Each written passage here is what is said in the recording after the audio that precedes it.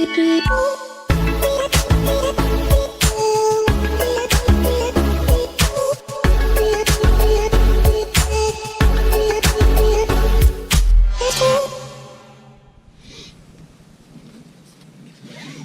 guys, we're back for another video. This one's going to be kind of short and sweet.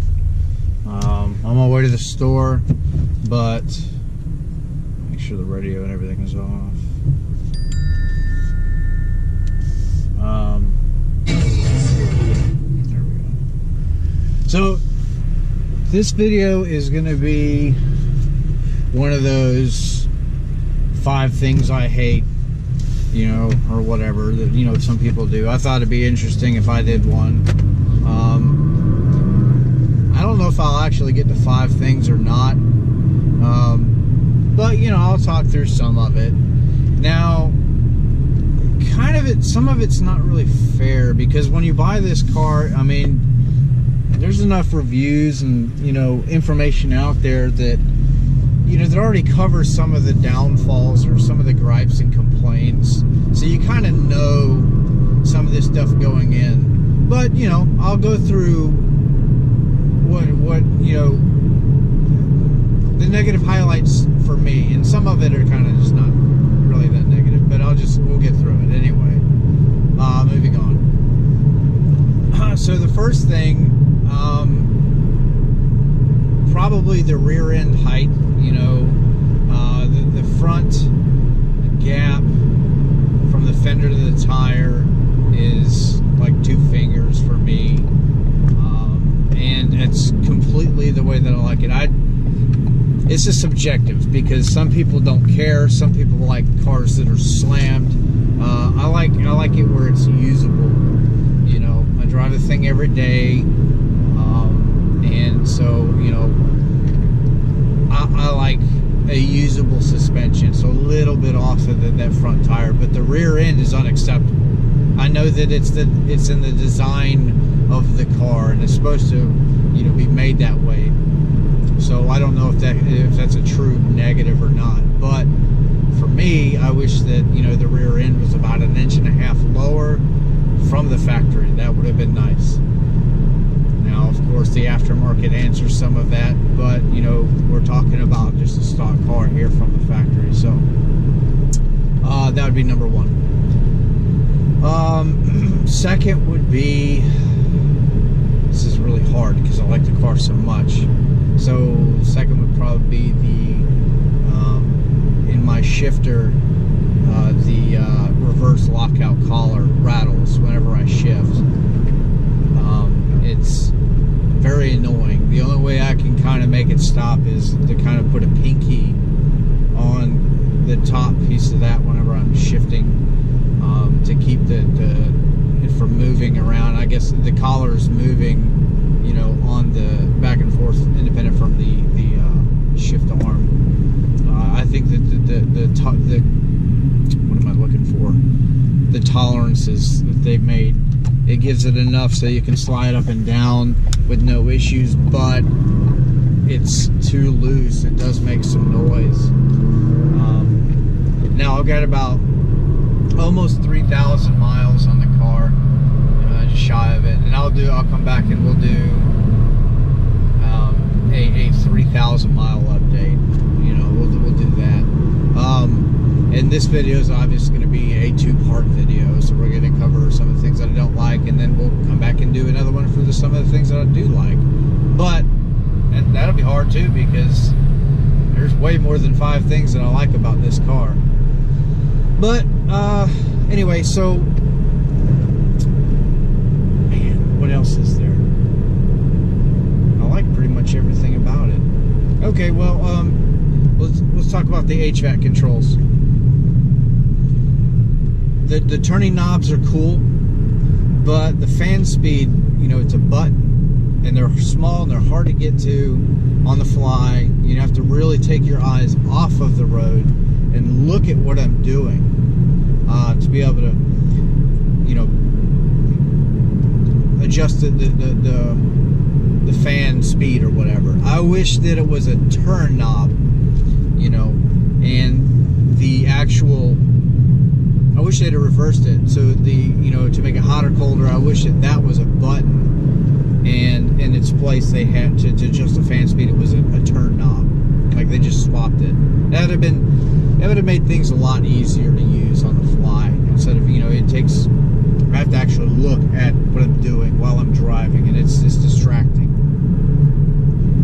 I think the third thing, and I've never heard anybody talk about this, is I wish that this car came with track apps, you know, like the Mustangs did. I don't know why they did that, and it does come with some stuff, you know, but speaking of the track apps thing, you know, getting to the factory launch control is a fucking nightmare. I wish that it was a button, or, you know, something simple to get to. And I've used it once, and you have to go through the menu. You know, it takes a minute or so, and then once you use it, it turns itself off. With the Mustang, you know, you turn it on and you leave it, and it stays like that. So it's like the launch control, and, you know, some of that stuff was almost like an afterthought, which is completely just stupid, because, you know, this car is supposed to be track oriented and everything. Why the hell would they make stuff like that, you know, so hard to get to? And then it was just, I think it's an afterthought, you know, something they added later, or, you know, I don't know. They should have spent more time with the car, developing something that worked on the fly, kind of like the Mustang Ford. You know, the drive controls and all that stuff are cool, but I also wish that there was this auto start and stop feature. So this is probably number 4. I wish that you could go into your driver menu here through the dash and be able to just turn it off completely, you know, and turn just like you would hill start assist and all that crap. I wish that they had done that. Number 5. I don't know what number 5 is going to be. Oh, well, yeah, it's probably a good one. The springs. Going back to the suspension, because that's kind of what this car's all about, right? The pogo effect that everybody talks about, the bounciness. Yeah, it's a harsh ride, but it doesn't have to be so damn bouncy. I don't know why they did that. Why didn't they? I know they R&D'd the crap out of this car, but why would they do that? Why would they not design something a little better? It's like, you know, this is true with most cars. You know, they almost get it right, but just not quite. Not enough to give it an A+. You know, they just settle for the A and not the A+. It's like 95% perfect, but that other 5% is what, you know, just spend a couple more days, you know, developing something that works. It's not bad. So anybody watching this video that's gonna think about buying this car, do not let any of this crap scare you away.